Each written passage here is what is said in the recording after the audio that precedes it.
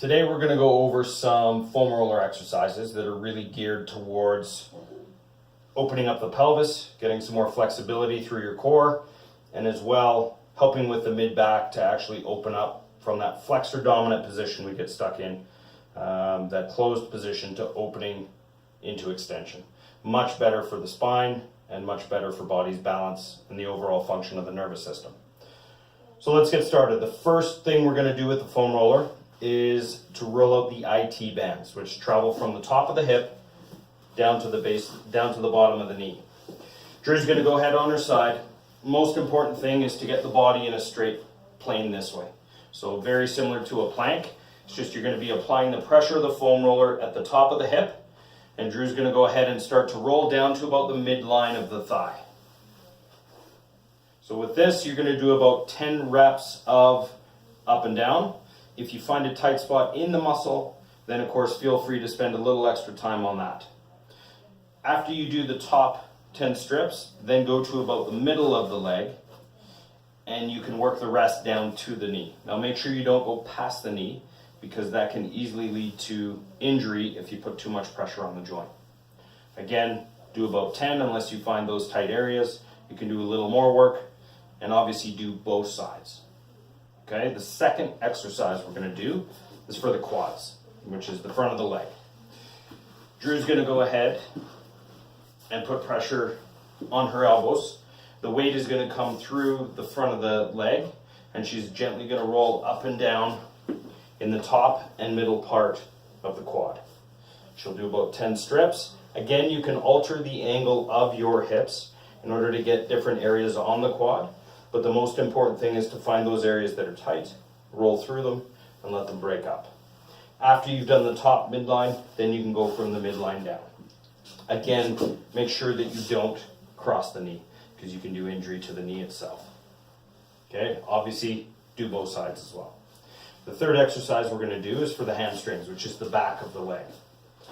Drew's going to go ahead and put pressure on her arms. The way that we can start in an easier format is to use this as your post leg.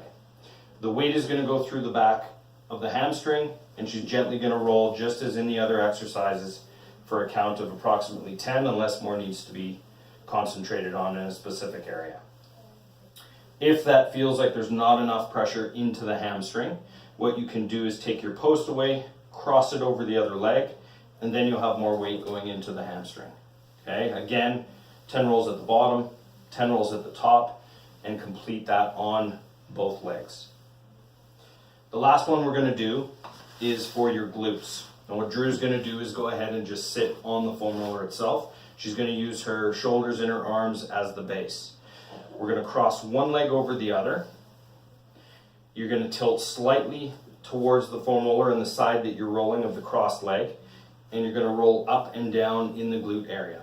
This is really good at opening up the pelvis and allowing better motion for things like squats and other exercises at the gym. Okay, both sides is obviously important.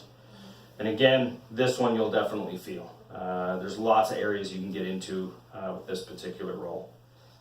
The last one we're going to do is for mid-back. So what Drew's going to do now is lay onto the foam roller. It's going to be placed in the mid-back, and before she brings up the pelvis, she's going to tighten up stomach about 15-20%. As she brings pelvis off the ground, she wants to be in that nice straight plank. You can either put hands behind the head, or you can cross them across the body.